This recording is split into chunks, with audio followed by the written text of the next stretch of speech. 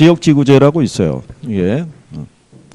그럼 거기 보시면은 지역지구제의 목적이라고 나와 있는데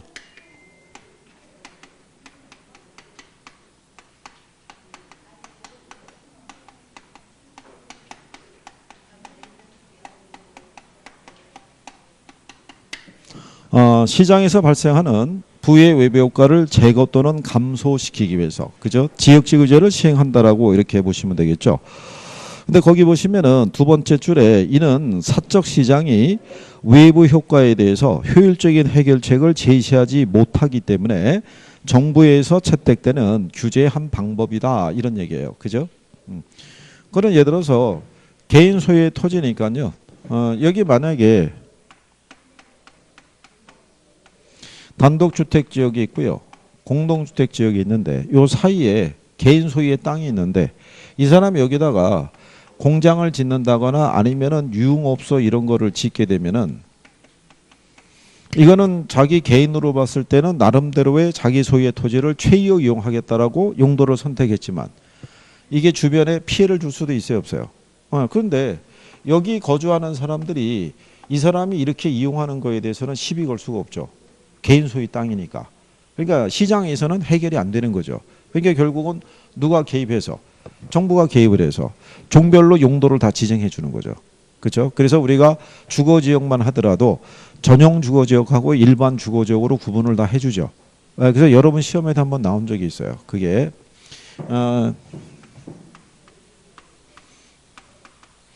제2종 전용 주거지역이 있죠.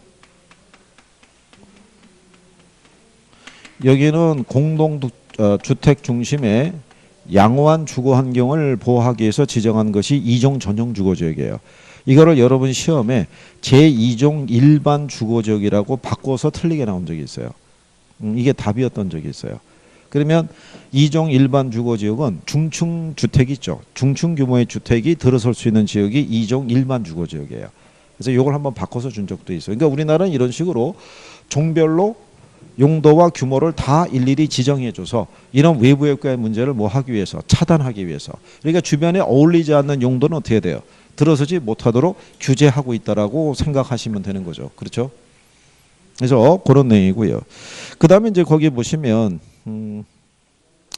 동그라미 3번에 토지 자원의 효율적 이용은 현 세대와 후 세대 간 형평성을 도모할 수 있는 장점이 있다 이렇게 돼 있죠. 근데 이게 뭐 이런 거예요. 목적 중에 하나가 뭐가 있냐면 부의 효과를 제거 또는 감소하는 것이 있고요. 토지 이용에 뭐를 제거하기 위해서 효율성을 높이기 위해서 그럼으로써 세대 간의 형평성이 있죠. 그 얘기는 무슨 얘기냐면 여기 도로가 이렇게 있을 때요. 여기는 택지지구로 지정을 해서 여기는 개발을 시키고요. 여기는 그린벨트 지역으로 묶어가지고 여기는 뭐 하겠다는 얘기예요. 보존을 하는 이런 식으로 우리가 지역지구제를 시행할 수도 있죠. 그 얘기는 무슨 얘기냐면 현재 우리 세대에 늘어나는 수요를 충족시키기 위해서는 여기만 개발해도 되는 거예요. 근데 여기는 지금 당장 개발의 필요성이 없어요. 그러니까 여기 이 공간은 우리 후손들의 몫이다 이런 얘기죠. 그래서 우리가 미리 지금 현재 우리가 쓰고 있는 땅은 우리 후손들의 소유인 땅을 우리가 지금 미리 땡겨서 쓰는 거랑 똑같다고요. 그렇죠? 그럼 나중에 우리 후손들이 어떻게 이용할 수 있는 공간은 남겨놔야 될 거 아니에요. 그때 가서 더 필요한 용도가 생길 수도 있어요, 없어요? 있죠. 그래서 이렇게 해서 이제 토지용의 효율성을 높이기 위해서 이렇게 지정을 하는 거예요. 지정을. 그런데 저렇게 함으로써 나중에 또 문제가 유발될 수도 있죠. 근데 이제 그 밑에 가면 지역지구제의 효과라고 그래서 단기 효과라는 게 있고 무슨 효과가 있어요. 장기 효과가 있는데 요즘은 지역지구제 있을 때 이 단기하고 장기는 잘 안 물어봐요. 학교론 파트에서 단기하고 장기가 구성이 되어 있는 게 있는데 요즘은 여과에서도 안 나오고 여기서도 안 나오고 잘 내진 않아요. 근데 이제 간단하게 보시게 되면 지역지구제에 무슨 효과가 있냐면 경제적 효과가 있을 때요. 이게 단기가 있고 그 다음에 장기가 있어요. 그러니까 단기는 무슨 얘기냐면요. 이런 얘기거든요. 자, 여기 일단의 지역이 있는데 여기 주거 지역이 있어요. 근데 주거 지역 인근에 예를 들어서 뭐 주물 공장이라든가 또는 뭐 예를 들어서 뭐 금형 같은 거겠죠. 뭐 금속 공장이라든가 이런 공장들이 있어요. 그러면 얘들이 제품을 생산하는 과정에서 각종 악취라든가 또는 예를 들어서 오염물질 이런 거 배출이 될 수 있어요, 없어요? 될 수 있죠. 이게 현실적으로요. 우리나라 저기 경기도 북부 쪽으로 올라가게 되면 어느 한 마을이 있는데 그 마을에 이렇게 돼 있던 거예요, 구성이. 그래서 이게 방송국에서 취재차 갔는데 동네 입구서부터 하늘이 뿌옇고 그냥 그 머리가 아프더라는 거죠. 악취 때문에. 그러면 실제로 이 안에서 거주하는 사람들은 거기에 시달리고 있을 거 아니에요. 그러면은 여기 있는 사람들은 이사를 가고 싶어도 집을 내놓으면 팔리겠어요? 안 팔리겠어요? 안 팔리죠. 그러면 이 지역에 누가 여기다 투자를 하겠어요? 그러면 지역이 점점 더 어떻게 돼요? 낙후되고 피폐화되고 이렇게 될 거 아니에요. 그죠? 그래서 이거를 해소하기 위해서는 얘네를 갖다 뭐 하는 거예요? 이전을 시키는 거죠. 그렇게 되면 주거 환경이 개선이 될 수 있어요, 없어요? 개선이 되면 그러면 투자자 입장에서는 이제 투자해 볼 만한 지역으로 바뀌는 거죠. 그러면 단기적으로 뭐가 시행이 되면 지역지구제가 시행이 돼서 주거 환경이 개선이 되면 해당 지역의 부동산 수요가 늘어날 수 있어요, 없어요? 네, 부동산 수요가 늘어나는데 단기의 부동산 공급은 어떻게 돼요? 공급은 불변이라고요. 단기는 어떤 형태가 있더라도 공급을 늘릴 수가 없어요. 그죠? 수요가 늘어났다고 해서 우리가 땅 팠다고 바로 집이 지어지는 게 아니잖아요. 주택이 들어서려고 그러면 뭐가 필요한 거예요? 시간이 필요한 거예요. 이건 하나의 공식이라고 생각하셔야 돼요. 단기는 수요가 늘어나더라도 공급은 불변인 거예요. 그래서 단기적으로 이게 상승한다고요. 뭐가? 주택 가치가. 그러면 기존의 주택을 보유한 사람이 있죠. 기존의 주택 소유자들은 무슨 이윤을 얻을 수 있어요? 초과 이윤을 얻을 수 있는 거예요. 그렇죠? 그러면 이제 공급자들은 요 초과 이윤을 획득하기 위해서 장기적으로 이제 뭐가 발생하냐면 경쟁이라는 게 발생하겠죠. 그럼 단기는 공급을 늘릴 수가 없어도 장기가 되면은 신축을 통해 가지고 주택 공급이 늘어날 수 있어요, 없어요? 늘어날 거 아니에요. 그러면 주택 가치가 어떻게 돼요? 다시 하락하겠죠. 그러니까 뭐는 늘어나면서 공급이 늘어나면서 가치가 어떻게 돼요? 하락한다라고 우리가 얘기를 해주는 거예요. 그죠? 그래서 거기 보면 자 단기 효과는 자 지역지구제는 부동산 이용을 특정한 용도로 제한함으로써 어울리지 않는 토지용으로 인한 주택 가치가 하락할 위험이 감소하더라 이런 얘기죠. 그래서 해당 지역의 주택의 수요는 증가하고 수요가 증가함에 따라 주택의 가치는 상승하게 돼서 기존 공급자는 초과이윤을 획득한다 이런 얘기죠. 근데 장기 효과로 가게 되면 기존 공급자에게 초과이윤이 발생하면 기존 공급자는 규모를 증가시키고 다른 공급자가 시장에 진입해서 주택의 공급량이 증가하므로 초과이윤이 어떻게 돼요? 사라지더라 이렇게 돼 있잖아요. 그죠? 근데 사라지는 위치는 비용이 일정할 때와 비용이 증가할 때와 비용 감소 사람 여부에 따라 달라진다고 돼 있죠. 이 표현을 인용을 하진 않아요. 출제가 되거나 그러진 않는데 예를 들어서 이게 주택 가치가 어떻게 돼요? 하락하죠. 하락할 때 이런 거예요. 이때 이 주택 건설 산업 있죠. 이 건설 산업이 비용이 불변인 산업이냐 아니면 비용이 어떻게 돼요? 증가하는 산업이냐에 따라서 이게 틀려진다는 얘기예요. 그래서 비용이 불변 산업일 때는요. 주택 가치가 어떻게 되냐면 불변이에요. 주택 공급은 어떻게 되냐면요. 증가해요. 근데 비용이 증가하면 주택 가치는 상승하고요. 공급은 어떻게 된다? 증가하는 거예요. 그러니까 양이 늘어나는 건 둘 다 똑같아요. 근데 공급을 늘릴 때 생산비의 변화가 없으면 가치도 원래 수준으로 떨어진다는 얘기고. 그렇죠? 그러니까 이거를 그래프를 그려서 우리가 이제 설명을 해드릴 수밖에 없는데 그냥 간단하게 그러니까 이거 원래 지금 해야 별 소용이 없어요. 요즘은 이거 잘 물어보지도 않고요. 만약에 이 지역에 원래 주택 가치가 600만 원이었다고 가정하자고요. 그리고 원래 주택이 한 100채 정도 있었어요. 근데 지역지구제가 시행이 되니까 단기적으로 부동산 수요가 어떻게 돼요? 늘어났을 거 아니에요. 늘어났는데 단기 공급의 증가가 어렵잖아요. 어려우니까 뭐는 상승할 수 있어요. 가치가 상승하죠. 한 800만 원. 그죠?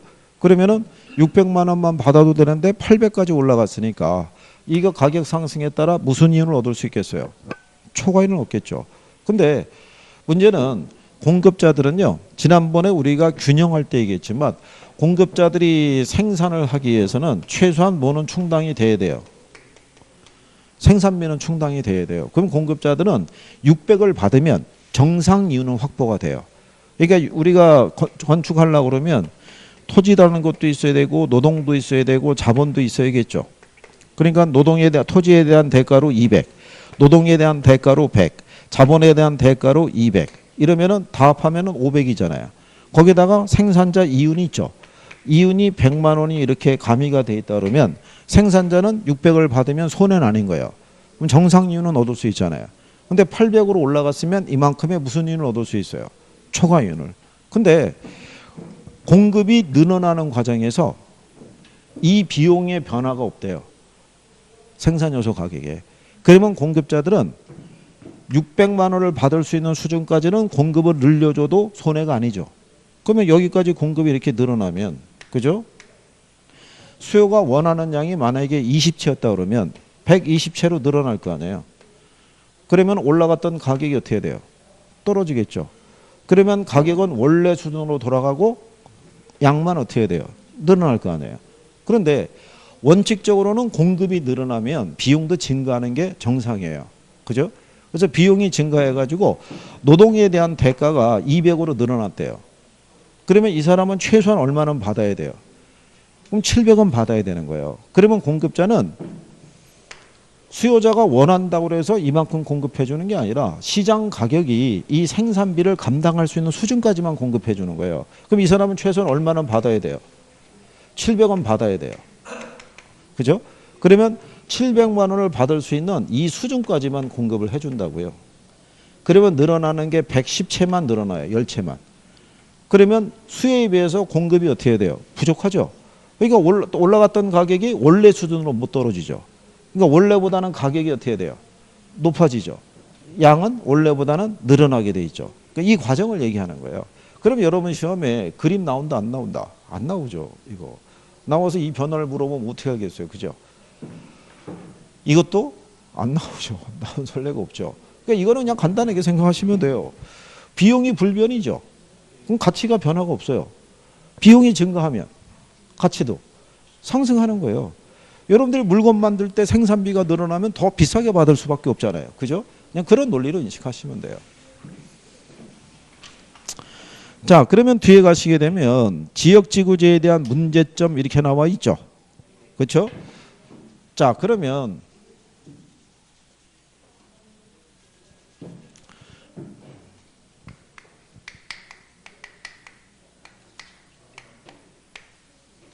자, 지역지구제 문제점 중에 하나가 뭐냐면요. 거기 보면은 형평성 문제라고 나와 있죠.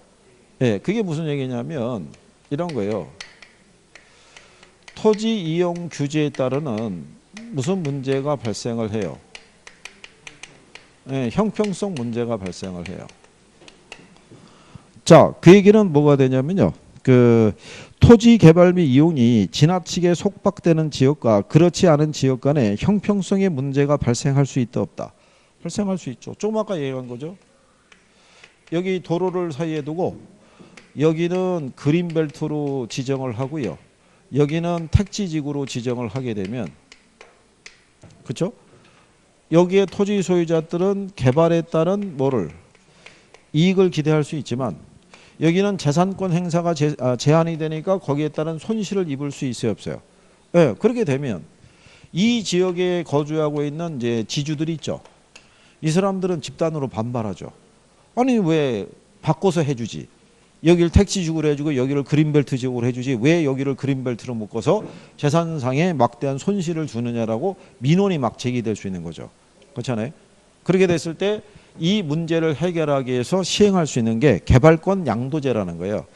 그 밑으로 가게 되면 양가로 4번에 지역지구제 문제점에 대한 대책, 그래서 개발권 양도제라고 돼 있죠. 그래서 형평성 문제의 대책이다 이거예요. 그래서 여기서 나오는 게 그게 무슨 제도다? 개발권 양도제라는 거예요. 우리가 이걸 TDR 제도라고 얘기하는데, 자, 이렇게 생각하시면 돼요. 그러면 이 사람들이 있는 손실이 있죠. 손실에 대해서 정부가 금전적으로 보상해 준다, 안 해준다? 금전 보상은 안 해주고요. 그러면 상부 공간을 개발을 못 하잖아요. 그 양만큼 정부가 이거를 발급해 주는 거예요. 뭐를? 개발권을 발급을 해주고 이 개발권이 뭐가 가능하도록, 양도가 가능하도록 허용을 해주는 제도다, 이런 얘기예요. 여러분들이 옆에 193페이지에 보시면 거기 하단에 예제 있죠. 예, 예제에 보면은 개발권 양도제, 그래서 트랜스퍼레이블 디벨로먼트 라이스라고 돼 있죠. 그러니까 디벨로먼트 라이스라는 게 개발권이에요. 근데 트랜스퍼레이블이라는 게 뭐겠어요? 양도가 가능한 개발권이라는 거예요. 그러면 이 사람들은 자기가 보유한 개발권이 있죠. 이거를 가지고 자기가 직접 개발 지역에 가서 이 개발권을 행사할 수도 있는 거예요.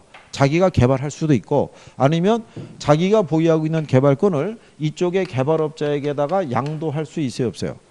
양도할 수 있는 거예요. 대신에 개발 지역은요, 개발 총량이 규제가 돼 있는 거예요. 여기는 5층 이상은 더 이상은 못 짓게끔 규제가 돼 있는 거예요. 그러면 개발 지역이니까는 비싼 땅이잖아요. 근데 공간이 제약이 돼 있으면 이익을 기대하기가 힘들잖아요. 근데 만약에 개발권을 사들이면은 요 공간만큼은 개발이 추가로 가능한 거예요. 그러면 이 공간을 활용해서 뭐를 얻을 수 있어요? 이익을 얻을 수 있으니까, 그럼 이 사람들이 이걸 사들일 거 아니에요. 사들이면서 자기들이 이익을 얻는 것의 일부를 가지고 이 사람들이 있는 손실을 보존해 주는 제도예요. 그러니까 정부의 시장 개입을 최소화하면서 어디를 통해서? 시장을 통해서 문제를 해결하도록 하는, 유도되는 그런 제도다라고 얘기를 하는 거죠.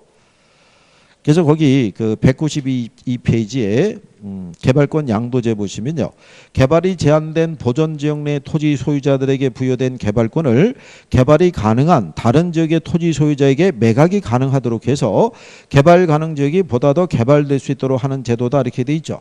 그래서 밑에 장점을 보면 개발권 상실로 인한 우발 손실을 시장기구를 통해서 다른 곳의 개발권에 결부된 우발 이익으로 보상함으로써 정부의 개입 방법이 아닌 시장 자율조정 기능에 의해서 손실을 보장하려는 그런 제도다라고 얘기를 하는 거예요. 근데 이 개발권 양도제요, 그게 장점이라고 그러면 단점은 뭐가 있냐면, 일단 얘네는 규제 상한선 이상으로 개발이 허용이 돼요. 그죠? 뭐를 사들이면은, 개발권을 사들이면 이 이상으로 개발이 가능하잖아요. 그래서 과밀 개발이나 난개발 같은 무분별한 개발이 또 발생할 수도 있다. 그런 게 하나의 문제점이라고 얘기하는 거죠. 그래서 거기 단점에 보면은 세 번째 줄에 이렇게 돼 있죠. 개발 가능 지역이 이미 설정된 규제 상한선 이상으로 개발되게 하는 제도다. 따라서 개발 가능 지역의 과밀 및 혼잡을 가중시킴으로써 사회적 비용을 발생시키는 토지 이용 효율상의 문제가 나타난다라고 얘기를 하는 거죠. 그리고 또 하나의 문제는 뭐냐면요, 개발권 양도제의 문제는 토지 소유자 간의 문제예요. 토지를 소유하고 있지 않는 사람들이 있게 되는 손실에 대해서는 보상해 준다, 안 해준다? 그거는 없어요. 무슨 말인지 아시겠나요? 네, 그래서 그런 것들이 단점이라고 할 수 있고, 그 다음에 또 하나는 뭐가 있냐면, 이미 이 지역이 개발이 다 돼 있어요. 개발이. 그러면 개발권에 대한 수요가 발생해야 해요. 발생하지 않죠. 그러면 개발권을 발급해봐야 별 효용 가치가 없는 그런 상태도 발생할 수도 있다, 이런 얘기예요. 그래서 뭐 그런 것들은 나중에 우리가 자료로 추가적으로 정리를 해드리고요. 네, 그래서 어쨌든 이 문제를 해결하기 위해서 쓰는 것이 바로 무슨 제도가 있다? 개발권 양도 제도가 있는 거예요. 그죠? 근데 현재 우리나라에서는 이 제도가 시행이 되고 있다, 안 되고 있다? 안 되고 있는 거예요. 도입이 안 되고 있다고요. 그게 시험에도 나온 거예요. 그래서 개발권 양도제는 현재 우리나라에서 채용이 되고 있다, 안 되고 있다? 안 되고 있어요. 도입이 안 돼 있는 제도예요. 그래서 이게 여러분 시험에 나온 거예요. 현행 우리나라에서 시행되고 있는 방법이 아닌 게 뭐냐? 그 답이 개발권 양도제 이렇게 해서 나온 거예요. 그죠? 그래서 뭐 그런 내용이 대표적으로 해서요. 여러분들에게 정리하시면 되겠고요. 그 다음에 뒤로 넘어가시면 토지 공개념이라고 있어요. 어느 걸요? 얘네를 사들인다고요? 아니 안 사주는 거예요. 이거는 정부가 금전 보상을 해서 사들인 게 아니라 그린벨트로 묶여버리게 되면 상부 공간에 이게 만약에 1000평방미터라고 그러면 건축법에 의해 가지고 만약에 예를 들어서 60% 정도는 개발이 가능하다 그러면 한 600평방미터 정도는 개발을 할 수 있는 부분인데 이게 안 되잖아요. 그럼 요 면적만큼에 대한 개발권을 발급을 해주는 거예요. 그렇죠. 소유권은 갖고 있는데 소유권하고 개발권을 분리시키는 제도다라고 보시면 되겠죠. 이렇게. 그 다음에 이제 거기 보시면 그 토지 공개념 제도라고 있는데요.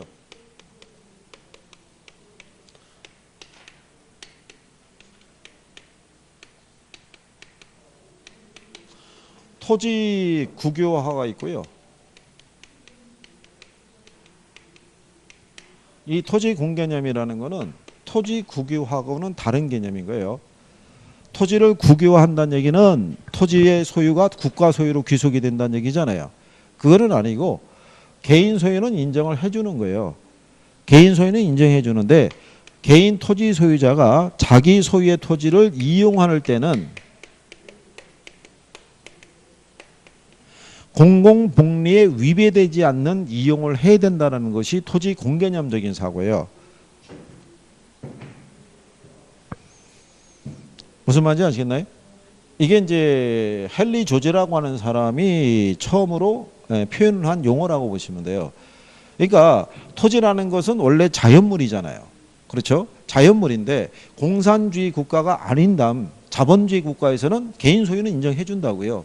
하지만 그게 개인의 절대적인 권리라고 볼 수는 없다는 얘기예요. 상대적인 권리라고 보고 개인이 자기 소유의 토지라 할지라도 토지를 이용하는 과정에서 공공의 이익을 해치는 한도 범위로 이용을 해서는 안 된다 이거예요. 그런 이용이 만약에 될 거라고 보면은 정부가 개입을 해서 그 권리를 행사할 때 제약을 가할 수 있다 이런 얘기예요. 이게 그래서 우리나라에서는 1989년에 토지 공개념에 관한 3대 법안을 마련드는 거예요. 그래서 그게 뭐가 있었냐면 택지 소유 상한제라는 게 있었고요. 그 다음에 토지 초과 이득세. 그 다음에 개발 부담금 제도. 각각의 법률을 만들어서 이거를 택지 소유 상한에 관한 법률. 토지 초과 이득세 있죠. 예. 그 다음에 개발이 환수에 관한 법률 이걸 만들어서 3대 법안을 이걸 만드는 거예요. 그러면 택지 소유 상한제라는 거는 그때 당시에 서울을 비롯한 6대 도시 있죠. 6대 도시에서 개인이 소유할 수 있는 토지의 면적을 200평으로 제한을 한 거예요. 200평으로. 그리고 200평을 초과해서 소유한 토지 있죠. 그러면 여기서는 앞으로 뭐가 상승할 수 있다고 봐요. 예, 지가가 상승할 것이라고 간주해서 그 부분에 대해서 뭐를 부과한 거예요? 토지 초과 이득세라는 걸 부과한 거라고요. 근데 여러분들이 세법에서 보셨지만 과세의 기준은 실현된 이익을 기준으로 과세를 하는 것이지 이거를 간주해서 과세할 수는 없는 거죠. 그러니까 이렇게 해서 간주해서 과세하니까 이게 발표가 될 때부터 위헌 시비에 끊이지 않았다고요. 그래서 지주들이 뭐를 냈겠어요? 헌법 소원을 낸 거예요. 개인의 재산권 침해다. 명백한 사유재산 침해다. 그래서 헌법 소원을 냈어요. 냈는데 쭉 가다가 1998년도인가 9년도쯤에 8년도하고 1999년도 있죠. 예, 이때 가서 위헌 또는 헌법 불일치 이런 거 판정받아서 얘네 두 개가 없어졌어요. 그래서 지금은 택지 소유 상한제하고 토지 초과 이득세는 없어요. 이게 그러니까 이게 몇 년 끌었겠어요? 한 10여 년 끌었죠. 예, 끌어서 이때도 이거를 위헌 판정을 내려준 거는 이때가 IMF 터진 직후라고요. 그래서 이제 시장 활성화 이런 명목을 담아가지고 그때는 정부의 기조가 뭐였겠어요? 경기 부양의 목적을 두고 있었으니까 이렇게 해준 거예요. 해줬는데 문제는 여기서부터 끌고 오는 동안에 그러면 이 세금이 계속 뭐가 됐겠어요? 과세가 됐을 거 아니에요. 그러면 두 불이에요. 한 지주들은 세금을 계속 내면서 이 재판을 계속 유지를 했던 거고 또 다른 지주들은 세금 안 내고 버팅기면서 이거 소송을 이끌었던 거예요. 그 나중에 위헌 판정 받았잖아요. 그럼 그동안에 냈던 세금은 어떻게 되겠어요? 어? 없던 걸로. 이미 낸 거는 뭐 그냥 어쩔 수 없으니까 그냥. 그러니까는 저게 조세 형평성에 문제가 있는 거죠. 저렇게 되면 사람들이 무슨 생각하겠어요? 안 내고 버팅인 놈이 제일이네 이런 생각할 거 아니에요. 그러니까 그런 인식이라는 게 바뀌어야 돼요. 이게 서울시에서도요. 자동차세라든가 뭐 일반 간단한 과태료 이런 것도 있죠. 이거 체납한 사람들이 무진장이 많아요. 그런데 그 비용이 다 합하면은 금액이 체납된 금액이 천문학적인 숫자래요. 어서 옛날에 뭐 몇천억 되고 뭐 이럴 수 있나 봐요. 근데 개인으로 쪼개 보면은 얼마 안 되는 거예요. 그러니까 1인을 대상으로 해서 소송을 제기하면 소송 비용이 더 큰 거예요. 그러니까 소송을 못 하는 거예요. 근데 그게 바뀌어 가지고 소송 비용까지도 그 사람이 다 부담하도록 이렇게 바꿔 가지고 만약에 소송을 붙이게 되면은 그 체납하거나 그런 사람들이 많이 줄어들 거라고요. 왜 자동차세 안 냈을 때 이렇게 왜 벽면 주차하고 들어간 사람이 있어요, 없어요? 있는 거에 못 뛰어가도록. 그리고 또 하나는 난 희한한 사람, 진짜 대단한 사람이 뭐냐면 자기 차 파킹할 때 들어가면서 번호판 띄어서 들어가더라고요. 아침에 나갈 때 다시 달고. 대단한 사람들이에요, 진짜. 아니 그럴 힘이 있으면 그냥 웬만하면 내는 게 낫지. 그래서 뭐라고 얘기하겠어요. 예. 자, 그런 내용이에요. 그래서 여러분들이 자 195쪽에 가면 오른쪽에 가면은 위에서 세 번째 줄에 토지 공개념 관련 제도를 보시게 되면 거기 비읍에 가면 토지 초과 이득세 있죠. 그 폐지라고 돼 있잖아요. 택지 소유 상한제 그래서 택지 소유 상한에 관한 법률 어떻게 폐지돼 있죠.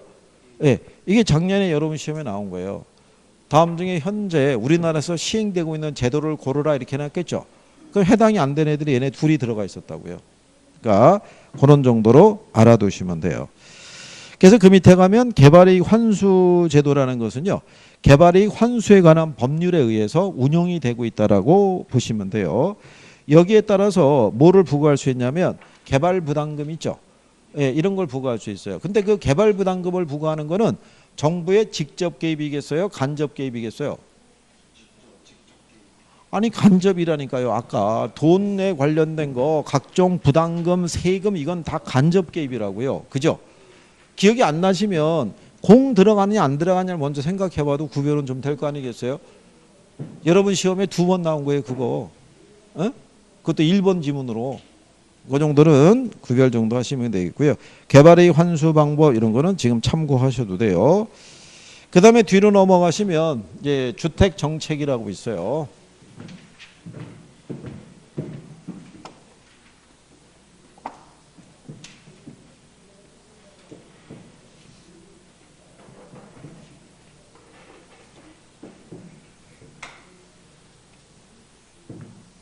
그리고 지금 뭐 간단하게 이거 뭐 참고하셔도 됩니다라고 하는 건요. 시험상에서 인용할 수 있는 소지가 거의 없어요. 그게. 그래도 뭐 10년 사이에 나온 적도 없고 예, 또 나올 가능성도 지극히 낮고. 근데 이제 나중에 모의고사라든가 문제집에 보면은 원래 기본 문제집은요. 기본수에 있는 모든 내용이 다 문제화돼요. 전체가. 예, 근데 나중에 우리는 조금 더 압축할 필요가 있으니까. 그 다음에 이제 우리가 이제 주택정책 해보시는 거예요.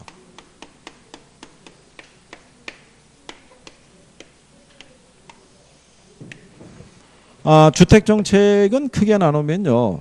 임대주택정책이라는 게 있고요. 분양주택정책 뭐 이런 식으로 우리가 나눠볼 수가 있어요. 그래서 여러분들이 거기 196쪽에 가면 임대료 규제라고 나와 있죠. 예, 거기가 임대주택정책이라고 보시면 돼요.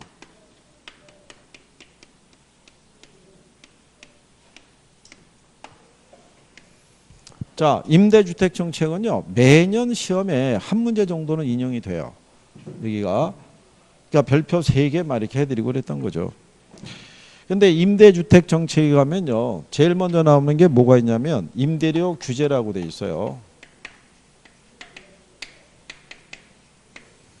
자, 지난번에 얘기 드렸지만 임대료 규제라는 건 최고 가격제 일환인 거예요. 그죠?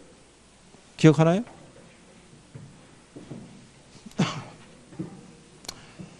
정부가 가격 통제 정책을 펼칠 때는요.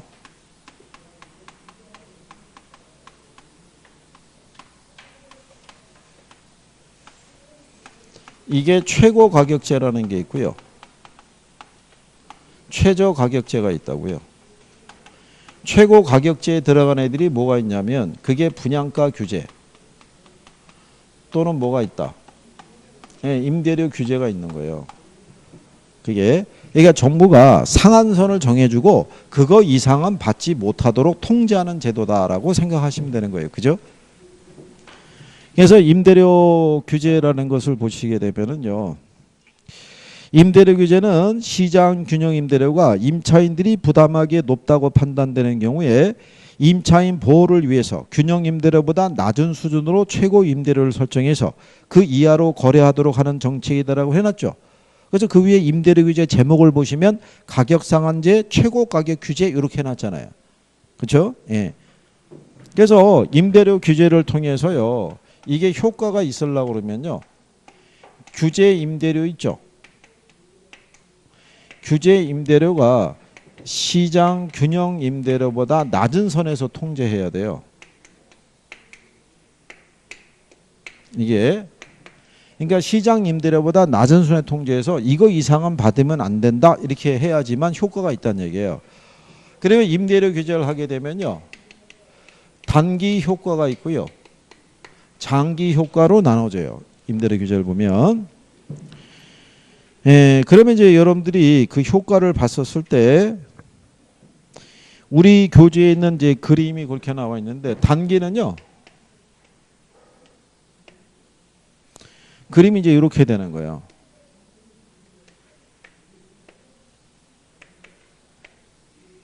자, 시장 임대료가 100만 원인데요. 정부가 규제하는 거예요. 이거 50만 원 이상은 받지 못한다. 이렇게. 단기에.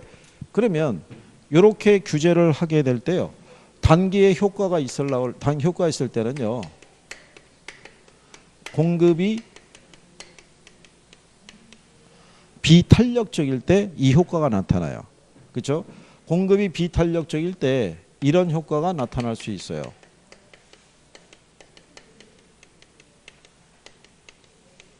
소득 재분배 효과고요. 단기에는 누가 혜택을 본다. 임차인이 혜택을 봐요. 자, 일단 100만 원 받아야 되는데 50만 원으로 임대가 하락했죠.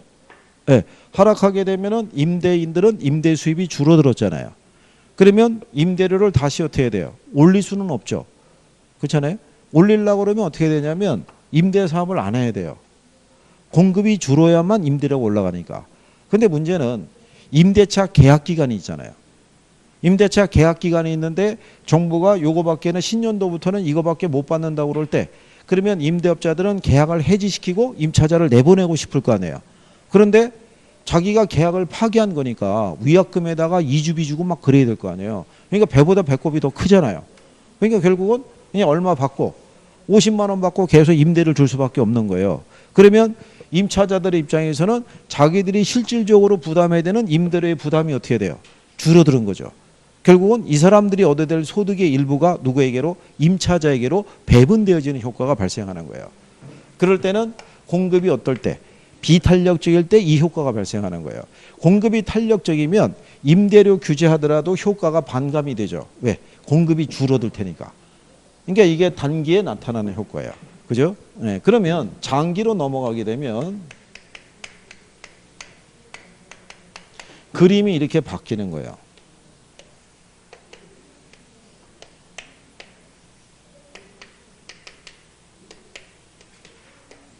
이렇게 통제했을 때 50만 원으로.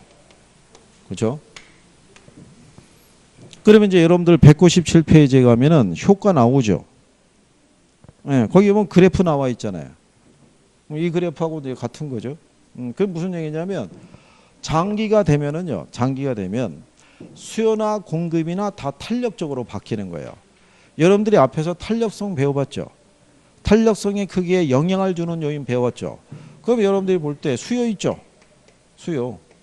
기간 배웠잖아요. 단기는 탄력이에요, 비탄력이에요? 단기 비탄력. 장기 탄력. 그럼 공급이 있죠? 측정 기준이 되는 단위 시간을 놓고 봤을 때 단기 어떻게 돼요? 비탄력. 장기 탄력. 똑같다고요. 에? 수요나 공급이나 단기에는 비탄력인데 장기가 되면 어떻게 돼요? 탄력적으로 바뀌는 거예요. 자, 수요자들도 생각해 보세요. 가격이 조정이 됐다고 그래서 소비자들의 소비가 확 늘어날 수는 없어요. 구매력이 있어야 되잖아요. 구매력을 갖추기까지는 시간이 필요하잖아요. 그죠? 아니 공급자들도 땅 판다고 집이 지어지는 게 아니잖아요. 시간이 주어져야지만 주택을 공급할 거 아니에요. 무슨 말인지 아시겠나요? 이게 기본적으로 수요나 공급이나 단기는 다 비탄력인 거예요. 장기가 탄력적인 거고. 에? 그래서 우리가 그때 경제하면서 그 용어나 개념이 이해가 돼야 나중에 이 정책평까지는 그게 연결이 되니까 그걸 활용을 할 수 있어야 된다라고 얘기한 거예요. 그죠? 김총각 무슨 말인지 알아?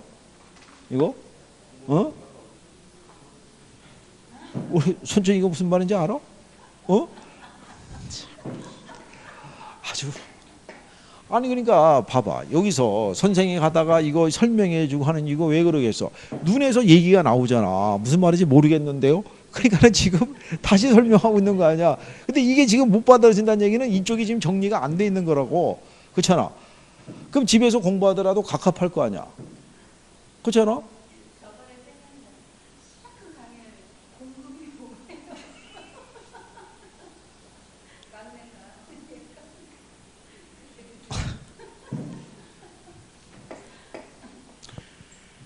자, 우리가 그 물건을 만들어서 생산하는 사람들 있잖아. 생산해서 시장에다 물건을 이렇게 보내게 주겠지. 그런 거를 공급이라고 생각하면 돼. 어? 그 이제 용어가 하나씩 안 되잖아. 그러면 단어 하나라도 체킹해 갖고 물어봐야 된다니까. 안 그러면 나중에 무슨 문제가 발생하냐면 시간이 흘렀어. 한 5월 달 됐어. 그러면 이쪽으로 들어온 지가 횟수로 2년, 벌써 개수로 6개월 지났잖아. 그러면 나중에 입을 못 댄다고. 본인이 창피하다고 생각해서 전혀 안 물어봐. 이 시간이 흘렀는데도 이것도 모른다라고 혹시 책 잡힐까 봐 입도 뻥끗 안 해. 근데 모의고사를 보면 무슨 말인지 모르겠어. 그러면 공부에 흥미가 없어져. 그렇잖아? 그럼 어느 순간서부터 그나마 가끔 안 붙여 나오던 학원도 나오기 싫어져. 그럼 안 나와. 그러면 그걸로 땡인 거야. 그렇게 되면 안 될 거 아니야. 그 지금 김총각은 뒤에서 분발을 해가지고 알려주든가 뭐 열심히 저기를 해줘야 될 거 아니야. 그때 누가 누나라고 여기에 누나인가? 아니 그 누나한테 알려주고 좀 그래야 될 거 아니겠어? 아니 얼굴만 오빠같이 생겨가지고 왜 그걸 안 해주는 거야? 그걸 해줘야 될 거 아니겠어? 저 열심히 해서 여기 둘은 진짜 집에 가서 내가 볼 때는 이 페이스로 쭉 가다가는 내가 볼 때는 답이 안 나와. 둘이서 남아서 그냥 공부해야 돼. 남아서 공부하고 안 되는 거 있으면은 나한테 와서 물어보든가. 무슨 말인지 알아서. 그래가지고 어떻게든 간에 하나씩 개선이 돼야 될 거 아니야. 이 상태로 가면 큰일 난다. 벌써 2월 아니야 2월. 2월.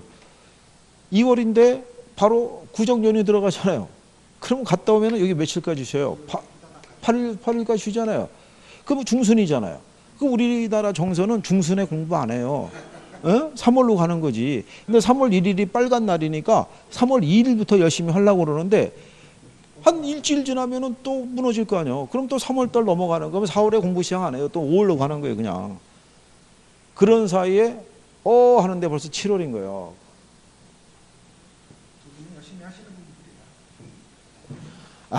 제가 볼 때는 그거는 안 해요. 이게 제가 말해 10시간을 앉아있다고 해서 공부의 효율성이 높은 게 아닌 거예요. 한두 시간 앉아있더라도 그게 집중력 있게 자기에게 도움이 돼야 되지. 앉아있는 시간만 길면 뭐 하겠어요. 생각은 딴 데가 있고 뭔 말인지 모르는데 이렇게 보고 얘를 어떻게 해야 되지? 지금이라도 그만둔다고 해야 되나? 왜 그때 하필이면 내가 이 공부한다고 일로 뛰어들어왔을까? 뭐 이런 생각을 하면서 그래도 시간 가는 거예요. 근데 생각해 보니까 배는 고프니까 뭐를 먹고 생각하자 하면서 밥은 또 먹어야 되고 그 자리에 밥 먹으니까 커피도 한 잔 마셔야 되고 이러다 시간 가는 거예요, 그냥.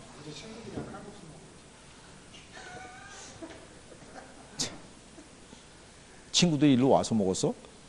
은행동으로 시내 대전 나가고 잘 나가요.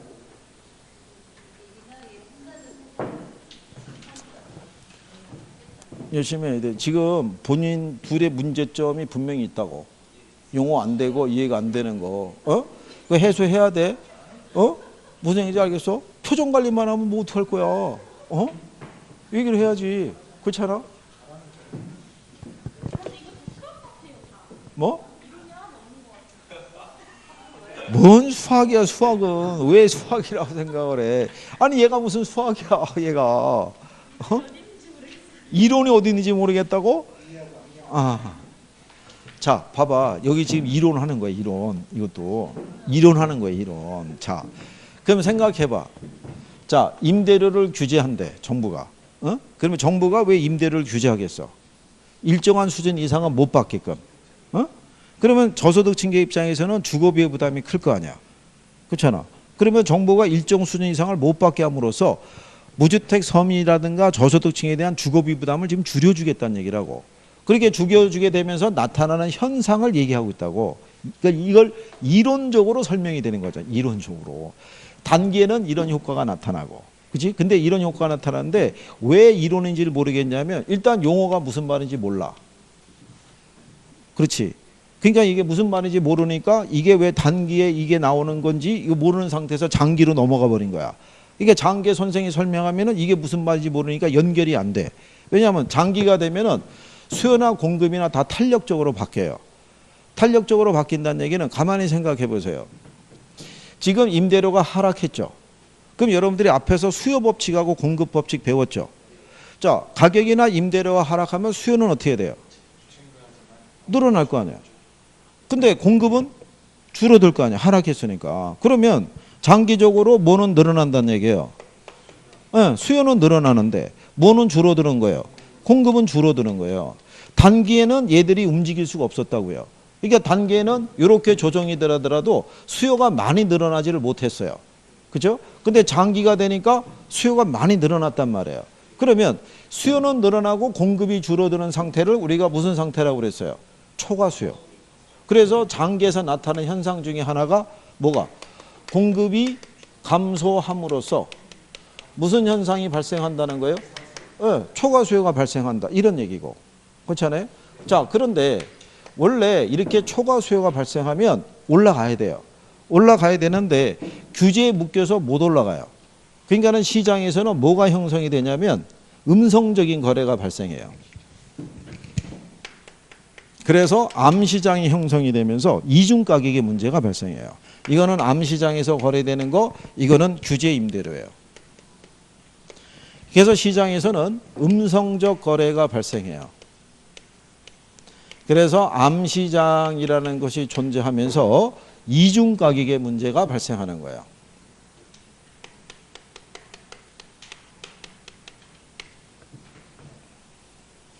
무슨 말인지 이해하시겠나요? 왜냐하면 정부가 규제한 바에 따르면 요걸 받아야 돼요. 그런데 수요는 늘어났는데 임대를 놓겠다는 집이 부족하니까 수요에 비해서 공급이 부족하잖아요. 그러니까 음성적인 거래가 발생하는 거예요. 내가 웃돈을 줄 테니까 세를 좀 놓으라고 얘기 좀 해달라. 무슨 얘기냐면 사람들이 세를 안 놓거든요. 이거 받아갖고는. 재미가 없으니까. 그러니까 음성적으로 거래를 하게 되면 150까지도 받을 수 있는 거예요.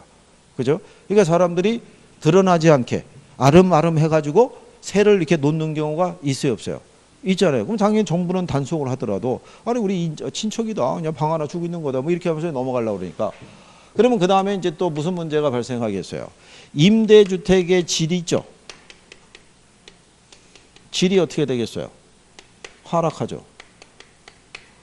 왜 하락하냐면 이 임대료 받아갖고는요. 뭐 유지가 안 되잖아요. 그러니까 집에 뭐 손을 봐주겠다 이런 거 있어요, 없어요? 없는 거예요. 지금 집 필요한 사람들이 줄 서 있잖아요. 그러니까는 와서 뭐 손 봐달라 이런 얘기 한다 못 한다? 못 한다고요. 지난번에 그랬잖아요. 우리나라에서 왜 전세 대란이 있을 때 있죠. 전세 대란이 있을 때 집주인이 세입자들 면접 봤다고 그랬죠. 면접 봤다고요. 진짜요. 면접 봤을 때 이때 어느 세입자가 그러면 이번에 들어가면은 뭐 도배장판 새로 해주나요? 그렇게 얘기하는 간 큰 사람이 어디 있겠어요, 그죠? 알아서 자기가 하는 거지. 그러니까는 관리가 소홀해지니까 질이 어떻게 돼요? 떨어지는 거예요. 거기다가 임차자들의 주거 이동이 제한이 되는 거예요. 그렇죠? 그럼 왜 주거 이동이 제한이 되냐면 지금 대전의 이 둔산동에서는 50만 원의 임대를 놓고 있는 거예요. 임대 주고 살고 있는데 지금 직장 관계상 광주로 발령이 냈어요. 그럼 여기서 광주까지 출퇴근하는 게 쉽지가 않잖아요. 근데 광주를 가게 되면 150을 줘도 임대주택을 구하기 힘든 거예요. 그럼 여기서 혼자 뭐 해야 돼요? 출퇴근해야 되는 거예요, 여기까지. 그러면 주거를 이동하기가 쉽다, 어렵다? 어렵다는 거예요. 이게 대표적인 문제예요. 네 가지가. 이거를 바꿔서 주는 거예요. 여기 공급이 감소된다고 돼 있죠. 이게 공급을 증대시킨다 그러면 틀리는 거예요. 무슨 말인지 아시겠나요? 임대주택의 질이 개선이 된다 그래도 틀리는 거고 주거 이동이 활발하게 이루어진다 그래도 틀리는 거라고요. 주로 출제를 그렇게 반대로 준다고요. 그렇죠?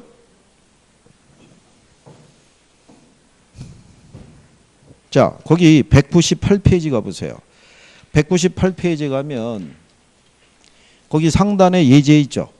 예. 2번 지문을 보시면 균형 임대료보다 임대료 상한이 낮을 경우 있죠. 장기적으로 임대주택의 질이 낮아질 수 있다 이런 얘기죠.